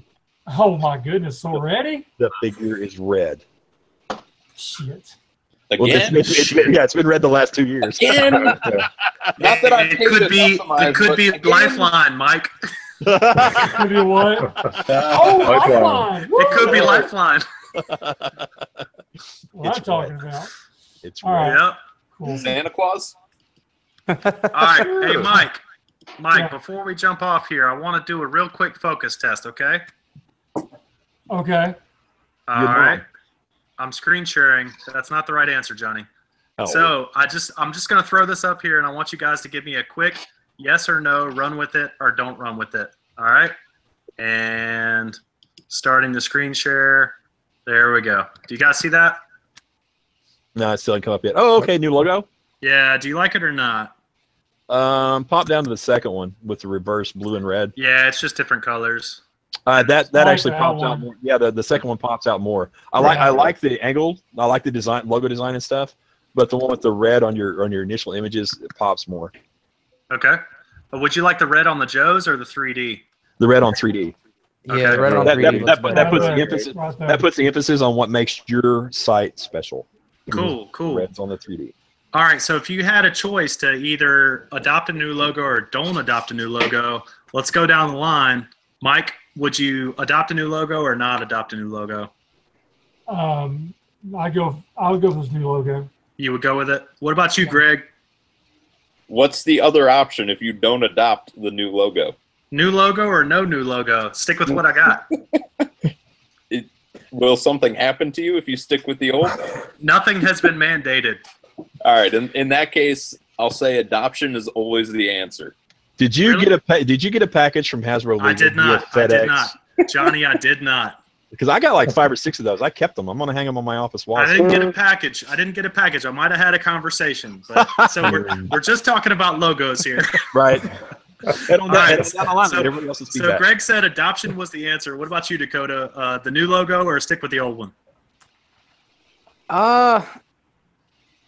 Man, like I would go with the new one just You like it? to kind of show some brand evolution Okay. sort of thing. So here's- That's me. Here's the thing. I started the site August 24th, 2012, right? So we're coming up on the 5-year anniversary, and I was thinking I'll roll this out with like, hey, it's been 5 years. We're evolving the brand, and we're also selling posters for $5. So that's what I'm thinking is going to happen. Gray, what about you, man? I'm good with whatever the group thinks. Oh, Gray. Oh, what a cop out! That's terrible. You dick. All right. So we've already got You wanna Johnny's know the input. truth? I really, Carson, can't. I don't distinguish that much difference between the two. Oh no! What I was asking though is like the original like 2D one that's very iterative of what they used in the 80s. No, I definitely think you need to change the logo. You think agree with 3D? I'm sorry, I thought you were talking about the color choice, and to me, there's No. not enough difference for me personally for it to see the difference and be able to make a choice between the first two. I Sure. prefer the first two over the last one, but between those two, I couldn't make a choice. I would say that 3D, that logo does reflect your brand better than Okay. the flat logo that you have now. I think that's a better move. All right, cool. Well, shit, we're already at a majority before we even got to Jesse and Rick and Skinny. Right, But hey, Jesse, what do you think? What do you think, Jesse? Real quick. Do you have a I say go preference? with the new one. Go with the new one, Rick. Well, I'm going to be a little bit picky. This is what I do for a living. Okay. The 3D, I think that the direction you're going in is a spot-on direction. I think you should do it. I would tweak it a little bit more. I think when this logo, a lot of times there's a lot of tests that you do. First one, does it work in black and white? The second one, what happens when you make it small? I would keep playing with it a little bit more because I think with the 3D gimmick that you're doing, you're Yep. going to lose a little bit of legibility to be able Absolutely. to do that. Absolutely. And I think you should play with it just a little bit more. It's a good direction, but it doesn't hurt to try the perspective a little bit more to try to get it so that legibility when you get smaller works. Can I give you one note? Yep. You need to separate on the turn right here in your leading corner. You need to separate the J where it overlaps the D and 3D. Yeah, the bezel. Yeah. You need to back just that push bezel that- up a little bit. Yeah. Yeah, just push it a little bit further down the x-axis, and we'll be Yeah. good to go. Yeah, I think Cool. so. I appreciate it, man. Skinny, you got anything you want to throw on there? The only thing I really would say is that over the decades, how many logos has G.I. Joe had? Oh yeah, several. Yeah, they. Well, changing your logo, it's in line with that, and so I say yeah. Okay, cool. I have an extra thought. In another 5 years, you can roll back the old logo for the 10th anniversary. There you go. There you go. That has never been done. All right. Oh, Well, I've been kind of waiting to hear back about this, and I think I'm probably just going to be proactive I've got some Larry Hama interview videos that I'm getting ready to roll out, so I'll probably just go ahead and stick this shit on Package there. it with that, yeah. Yeah. Well, Carson, when we're done, I'll shoot you a picture on IM of a logo I did that they didn't care for. Okay. Cool. Sounds good, man. Oh no, you'll like it. I'm not the first to be talked to. No, you're not. You're absolutely not. Just Carson, there's a silencer. There it is. All right, everybody. Well, I appreciate everyone who came on tonight, and for everyone who's watching now or watching video form, thanks for tuning in. I would just say let everyone talk, but there's so many people talking. If we talk again, we're going to talk for another 30 minutes. So we got Skinny, Rick, Jesse, Johnny, Gray, Dakota, Carson, and the GOAT. Thanks for watching, guys. Appreciate it. Catch me in 2 weeks where we will have another guest. And Fred didn't show up, so shame on Fred. Shame on Fred. Shame. Extra week of Tiger Force shirt. Extra. There you go.